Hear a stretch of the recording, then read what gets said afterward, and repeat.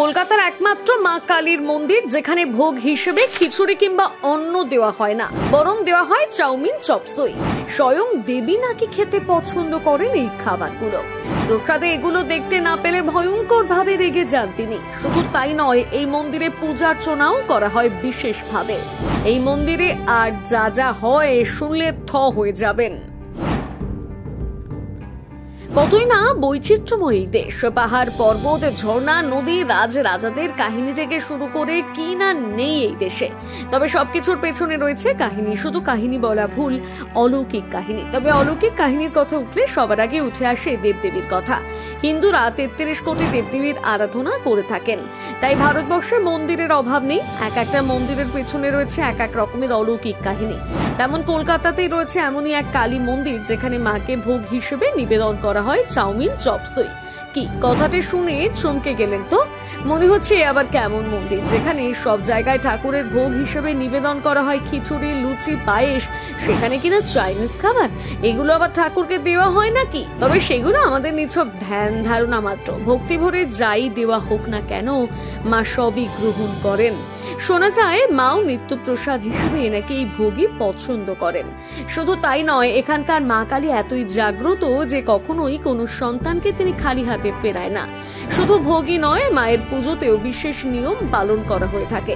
তাহলে চলুন দেরি না করে জেনে নিই এই মন্দিরের রহস্য।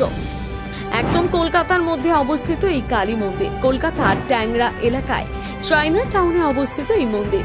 এই মন্দিরের নাম চীনা কালী মন্দির। প্রতিদিন সকাল বিকেল এই মন্দিরে জমায়েত হয় হাজার হাজার ভক্ত। চাইনিজ খাবারের নাম শুনলে সবাই বেছে নেয় এই চায়না টাউনকে। শুধু খাবারই নয়, চীনা মন্দিরও এখানে খুব বিখ্যাত।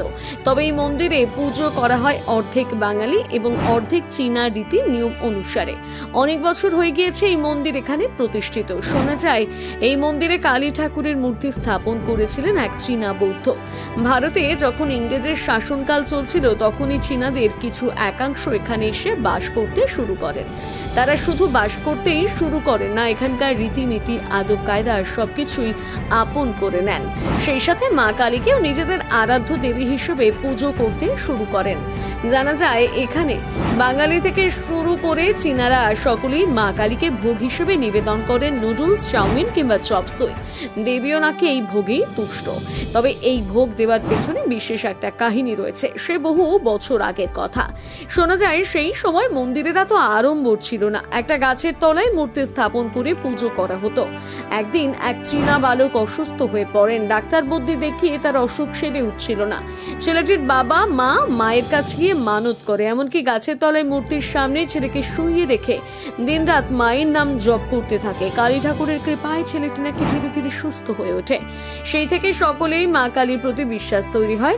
এরপর সকলে মিলে এখানে তৈরি করেন চীনা কালী মন্দির। দীপাবলি আসলে মন্দিরে পুরো চেহারাই বদলে যায়। এখানকার স্থানীয় বাসিন্দারা গোটা মন্দির আলোয় আলোকিত করে তোলে। হাজার হাজার ভক্তরা মায়ের দর্শন পাওয়ার জন্য এখানে ভিড় জমায়। হিন্দু, বৌদ্ধ, চীনা, খ্রিস্টান প্রায় সব ধর্মের লোকেরাই এখানে পুজো দিতে আসেন। পাশে দেওয়া হয় স্টিক, রাইস, চাউমিন, নুডলস সহ আরো বিভিন্ন খাবার। তবে এখানকার পুরোহিত একেবারে খাঁটি বাঙালি। মায়ের পুজো তিনি এত নিষ্ঠা ভরে করেন যে দেখলে চোখ জুড়িয়ে যায়। এই মন্দিরে আপনি একবার আসলে বারবার আসতে চাইবেন। মন্দিরের ভেতরে থাকা মায়ের ভুবন ভোলানো হাসি দেখলে মনে জাগবে অপার শান্তি। এই মন্দিরই যেন সকল ধর্মকে এক করে দিয়েছে।